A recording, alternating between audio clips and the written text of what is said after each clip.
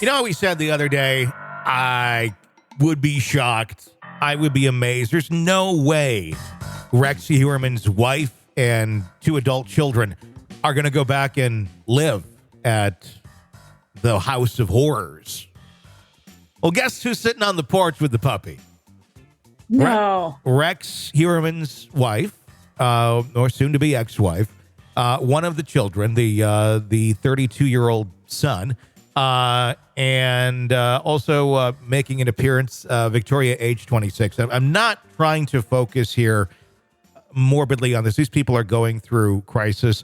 I cannot imagine going back into that house, though, after all of that. But maybe they don't have any other options. I don't know. You know, but think about it this way. I had nothing like this happen last week, but I had a very stressful week last week, and I had to be away from home for 3 days. Mm-hmm. And there's just something about coming back to home. It doesn't matter what may have happened in your home. It's really? Your home. So if your husband had like murdered hookers in the basement while you were away for a couple of days and you came back, but you'd this be like, is where her home. favorite chair is. This is where her bed is. This is where her pillow is. Your cats? And the cats. Yeah. You know, so this is home base for her. So as awful as it might be, one thing about humans, we don't like change. And when we've experienced great amounts of stress, what brings us comfort is things that are familiar to us. And there might just be this need to be at ground zero for her. And even as creepy and awful as it is, and the space has been violated by law enforcement, and God knows what else has been in there. For her, this is where her home has been. So I guess I can see it a little bit. Mm-hmm. Well, my guess is that they need some closure there too. I mean, they were ripped out of their home and then found out life-altering news, and then if you don't even have your home to go back to, I mean, and really, I'm sure it's never going to be feeling like home ever again for these people. But maybe you're exactly right. That's what it is. There needs to be some closure and some healing that may need to be done at that place that they knew for so long as their family home. And then they'll be able to move on better by being able to feel those emotions and kind of work through. I don't know. I mean, I cannot imagine, like, there's a lot of logical thinking going on at this moment with that sort of news being dropped on you. It would be such a shock and such a trauma. It's unfathomable. I do find it interesting, though, watching. There's a video showing this and the wife giving a statement. This is from the New York Post actually posted this. I'm going to play the audio right now.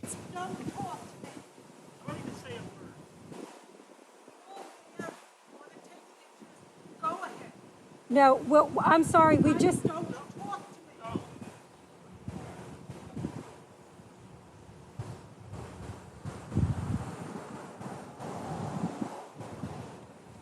And that's about the extent of it.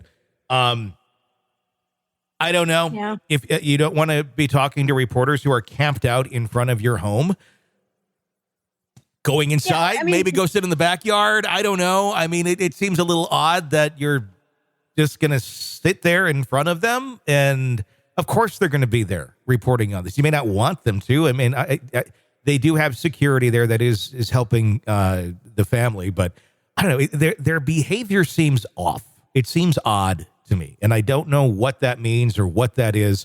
If I were to look at this, I think these are people that have been so mentally abused throughout their lifetimes that these are people who don't. I don't think that they think right. I think that they are very much in a world that Rex created and trying to break out of that, almost like a cult. Is extremely difficult, especially when it's all thrown in your face in one day, and then now the world wants to watch you in your front yard. But I don't. These individuals, they seem very. I don't know. It seems like something is lacking here mentally, and that could be from trauma, that could be from abuse. I don't know, but it seems like something's missing, and I think it explains a little bit more about Rex, quite honestly. If he is this monster that we're learning of him to be, to have beat down a family to this level for your own depravity, so they wouldn't ask questions, so they wouldn't notice, so they wouldn't know, because it doesn't look like Rex was all that meticulous on hiding Rex. No, in his home anyway. Yeah, and I'm wondering, I'm assuming they've talked to the family members and ruled them completely out. Hopefully. So I don't know. Are they sitting there thinking, first of all, their lives have been turned upside down over the last 2 weeks? Second of all, are they wondering, are they going to be drawn into this in some way, questioned or detained, or, so maybe they've got that looming over them as well. And they're just, I'm hoping somebody's helping them, that they've got some sort of trauma support, something, because it breaks my heart to think that law enforcement goes in, does their thing, and just leaves. And then guess what, guys, you're on your own. I mean, these people have been through hell. They have been through hell. I do think they need to do their due diligence, and I'm guessing they probably are right now, trying to determine if anyone else was involved in these sort of things. There have been reports that some of these bizarre phone calls that were coming in to some of the victims' families were from right before the arrest as well, were from a male and a female.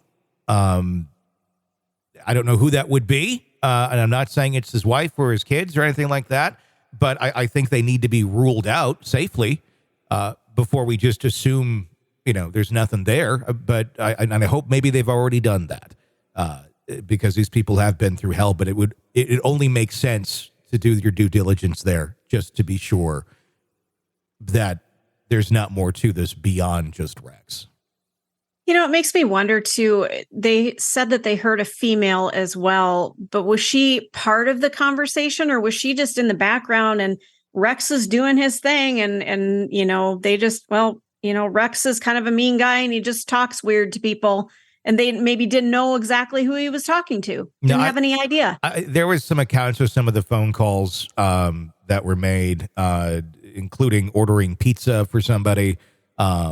Which sounds really benign. I mean, he's ordering a pizza for somebody. Yeah, but it's who they're ordering the pizza for that's significant. But maybe that female didn't know what was going on. I don't know. I don't have the accounts directly in front of me, but it did kind of feel like there was something there. So I have no idea who that would be. But hopefully they've already done their vetting process. It's been 2 weeks. I would think if there were to be charges against the family, it would have been brought by now.